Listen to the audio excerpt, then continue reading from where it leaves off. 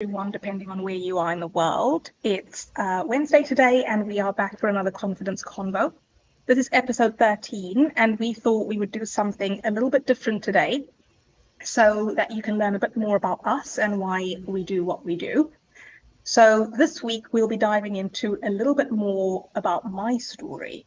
And before we get started, I'd like to introduce myself. I am Davina Maria, and I am a master coach and founder of the Restore Yourself Method and host of Worthy Woman Facebook group. And I help female go-getters in their 30s develop unshakable confidence so that they can powerfully step into their limitless potential.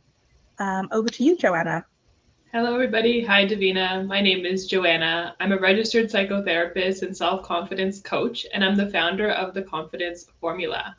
I work with young adults to help them improve their confidence so that they can become successful. Davina and I got together to create this for you because we are obsessed with all things personal development, and we strongly believe in the power of working and learning together. And just to clarify, we are not perfect at being confident all of the time. Like you, we move through our struggles and overcome obstacles and mindsets to continuously improve. So just think of us as guides by your side. Yeah. So, Davina, talking a little bit today about you, your backstory, your journey, why you're here doing the powerful, meaningful work that you're doing. Yeah. And if you just want to tell us a little bit about your journey. When did this world of personal development, self improvement, confidence, when did that become a thing for you?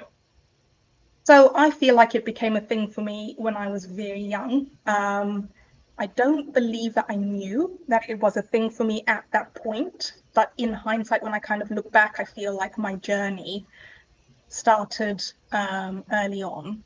And I posted something on Instagram a couple of weeks ago. It was a reel, I think, of me in shorts in the gym. And I think the caption was something about why it's a big deal for me to wear shorts in the gym. And I think that kind of stemmed from the way that I felt kind of growing up. I think I've always remembered having eczema. I don't remember a time when I didn't have eczema. So I don't know if it started at, as a baby. I don't know when it started, but anyway, my whole memory that I have of my life and my journey has been with eczema, basically. And I kind of grew up with it, and it was always with me. And at the time when I was a lot younger, it was a very big inconvenience. That's the best way that I can describe it. I just felt like, why does it have to happen to me? Why do I have to have eczema? Why do I have to worry about, little things? I think sometimes people take for granted how little things can impact your life. So, for example, at school, when we did swimming lessons, you've got to get down into your swimming costume, you've got to get in the water.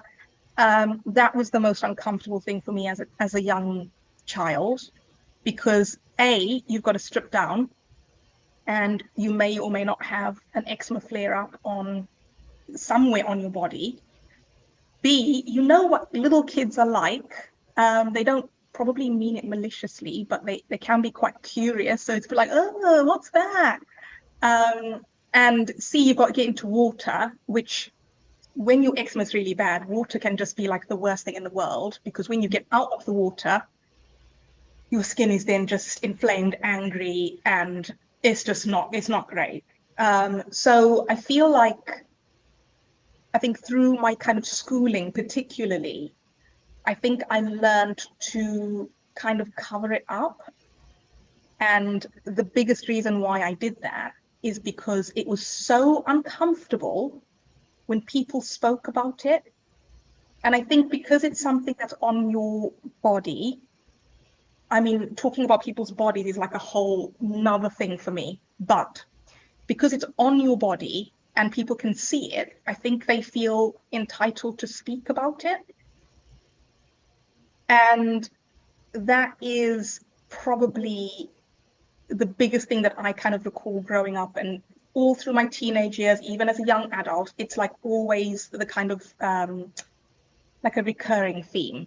people basically saying to, oh, your skin looks great at the moment. Oh, your skin looks really bad right now. Oh, I've noticed you've got eczema on your knees. Like, what are you doing to get rid of that? Or, it's little innocent comments, but you literally feel like, I don't know how to describe it, but it sometimes felt like you're on a stage singing to many people and you're naked. Mm. And they literally all be looking at you and you're like, great, I'm naked, and they can see that I'm naked, and I can't hide that I'm naked because they can see that I'm naked. So it kind of felt a little bit like that, like very exposed, like you're just open to judgment, comments, criticism, just, yeah, maybe acknowledgement is a word, but not in the best way. And I think that is probably where my journey started, because as I grew up, I had to develop confidence. I had no choice. It wasn't a case of, you can if you want. I had to do it, because how do you get past that without confidence? And I don't know the answer because I haven't tried. But I feel like my mindset had to be super, super strong. I had to learn how to block out what people thought about me. And I had to learn to kind of connect to my truth and not allow what people were saying about me to influence my behavior. So I think I got to a point where I was like, do you know what? Eczema is here to stay. Let's look at the reality of life. We can't kind of, I know we've spoken about anxiety and, going into the future and going into the past and all of that. So I got to a point where I was a bit like, do you know what? Let's look at today as, one thing in isolation. I have eczema, it's here, and that is it. We don't want to think about the future without it, and we don't want to regret a past with it. So I kind of got to a place of accepting that it's part of me. And I think for me, when I coach clients today, that is such a big thing that I talk about. Sometimes we, and I obviously don't want to go off on a tangent, but sometimes we have a part of ourselves that we don't like, whether it's the eczema, whether it's the fact that we don't really like the way our body looks, whether it's our hair, whether it's something a bit more emotional, like I don't like the fact that I'm a people pleaser. I don't like the fact that I'm a perfectionist. I don't like the fact that I am an introvert. We have these parts of us that we don't necessarily like. We wish we didn't have them. And whenever I coach clients, one of my biggest messages is embrace all of you. Even if it's something that you're like, I really could do without this, the more you resist it, the worse it gets and the bigger it becomes. And I think you also shut your mind down when you're in a place where you're like, I hate this part of me and I don't want it. You shut your mind down to any kind of solutions, any kind of open-minded way of thinking about things. You shut yourself down to changing your perspective. And I think for me, the reason why this is such a big thing for me and why I coach and how I coach is because I've been through this journey and the struggle of having to kind of get to a place where I had to get my own mindset, my own confidence rock solid, because nobody was helping me to do that. Nobody was in a place of saying, oh, we shouldn't talk about your skin like that. Sorry, you're not like you're not just your skin, you're an actual person. So I think that is the short version of why I am the way that I am, and potentially why I chose to coach, because I genuinely do want to help women move through the struggles that we all have. I don't believe there's any woman on the planet that doesn't have a struggle. And whether that struggle is something like what I've been through with eczema, or whether it's something else, everyone goes through things, whether that's in your childhood, whether it's in your teen years, whether it's as an adult, whether it's as part of a, relationship that you've had. Everyone goes through things, and there's certain things that people can say.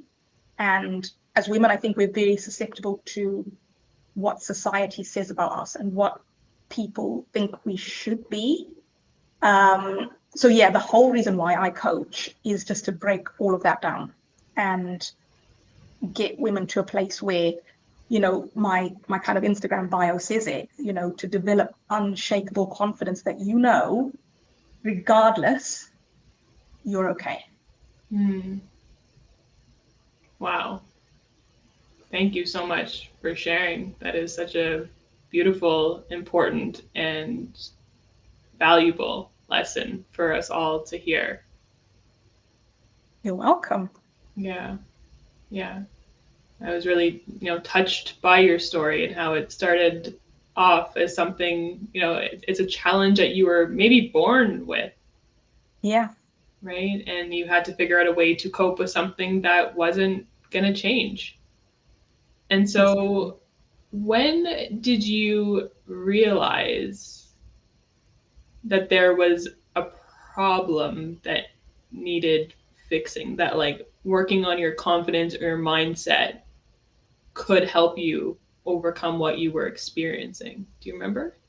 So I can't pinpoint an exact moment, but I remember everybody being an expert, and I felt like a problem to solve.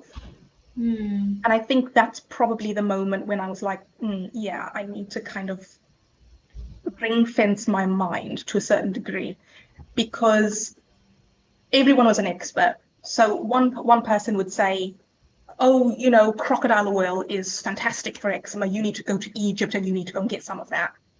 Okay, cool. The next person would say, no, you need to buy a specific type of crystal and you need to bath in that. Okay, cool. The next person would say, right, no, you need to go and get oats, just porridge oats. That's what you need to use. You do X, Y, Z with it, and you're like, okay. And I think I got to a point where I was like, if I listen to everybody, I'm completely disconnected from myself. And B, how do these people know? I think that was the question that came to me, like, how do they know? Because none of them have had eczema. Their children don't have eczema. Their siblings don't have eczema.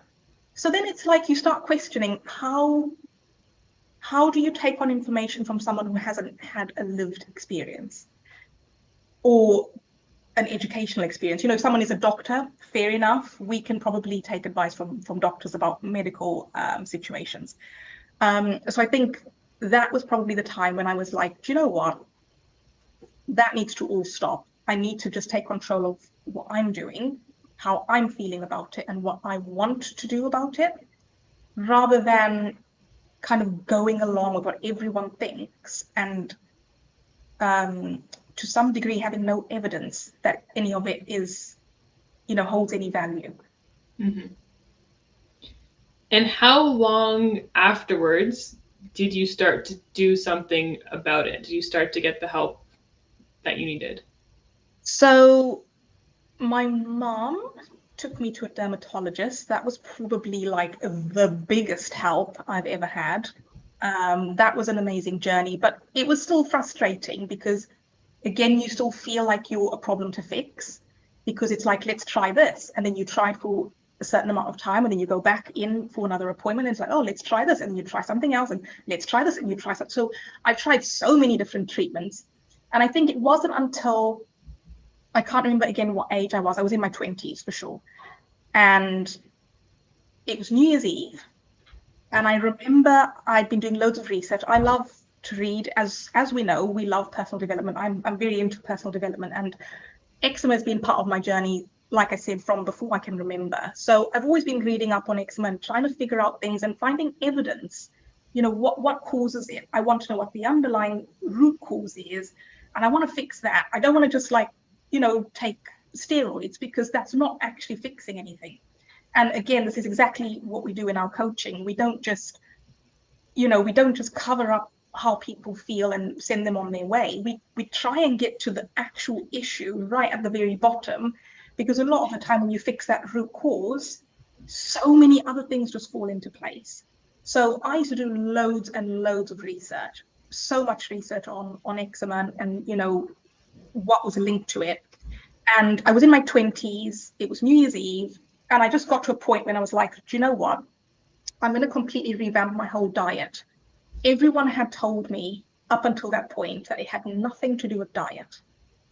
And through my research, I was like, no, it must have something to do with diet, because it's one of the only things I haven't tried.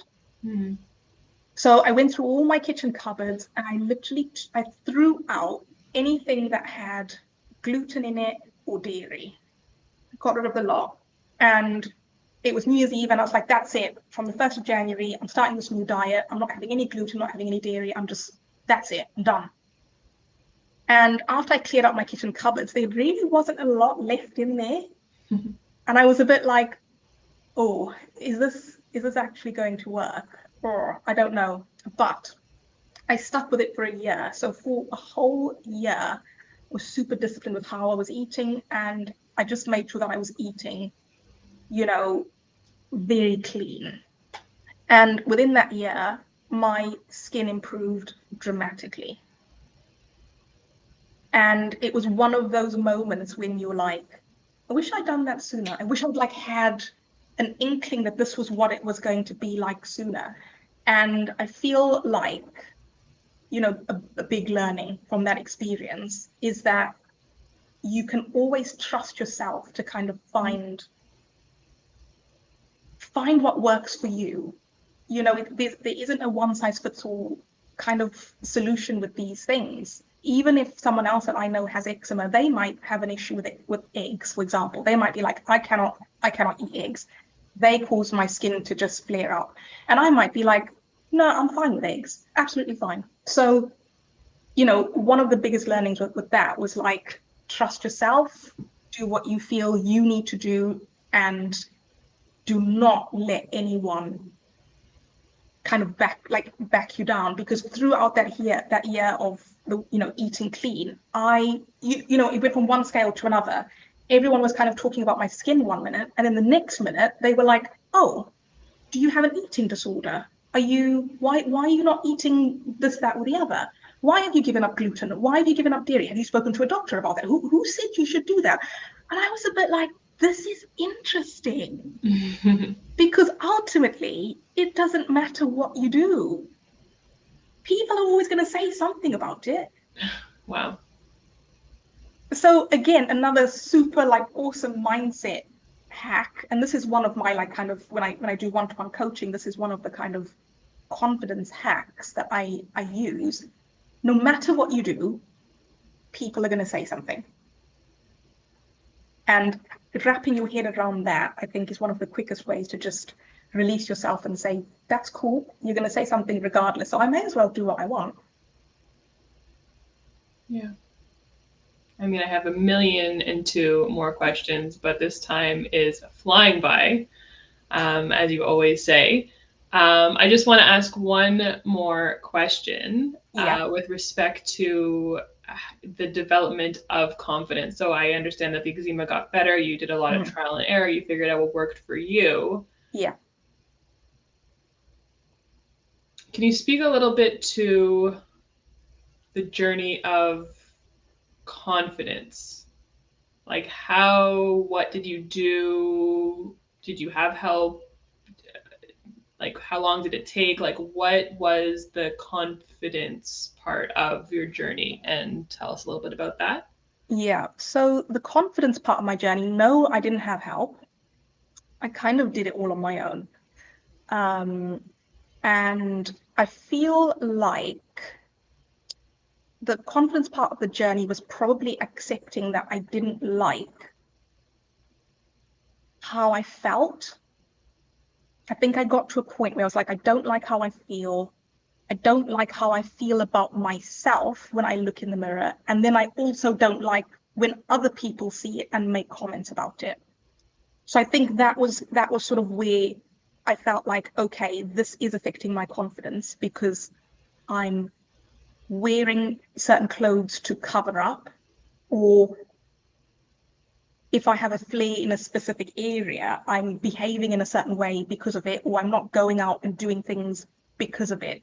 So I feel like it was affecting my confidence because A, I wasn't happy with how I looked, and B, I wasn't happy with what people were saying about me.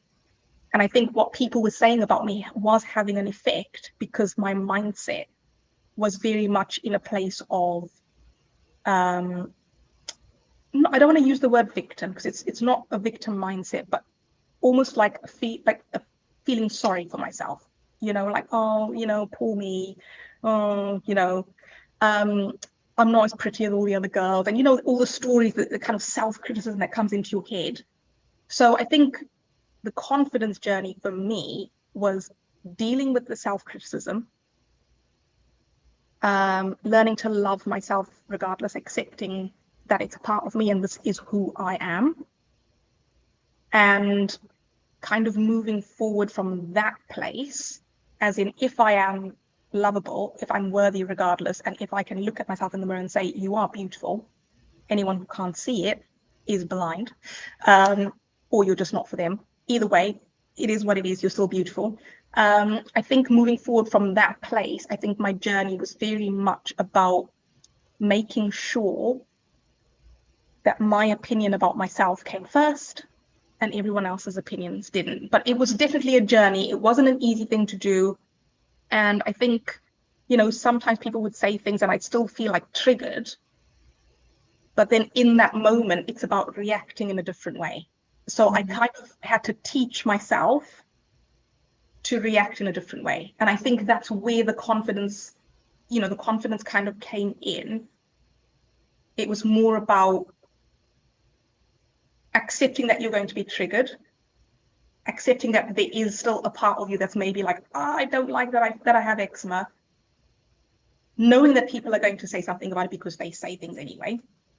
But then when things are said, knowing that you can react and respond from a very different place because you accept yourself. And anything that they can say to you, most of the time, you've had it in your head when you've been, when self-criticism is kind of going off, anything they're going to say to you, you've probably said it to yourself already. So you're a bit like, okay, I'm confident that that's your opinion. I'm doing what I need to do to kind of respond differently. And I feel great about myself. So it's okay. Wow. I feel so inspired by you, by your story. Aww. Thank you so much for sharing with us your journey. It sounds like it was challenging and empowering at the end of the day.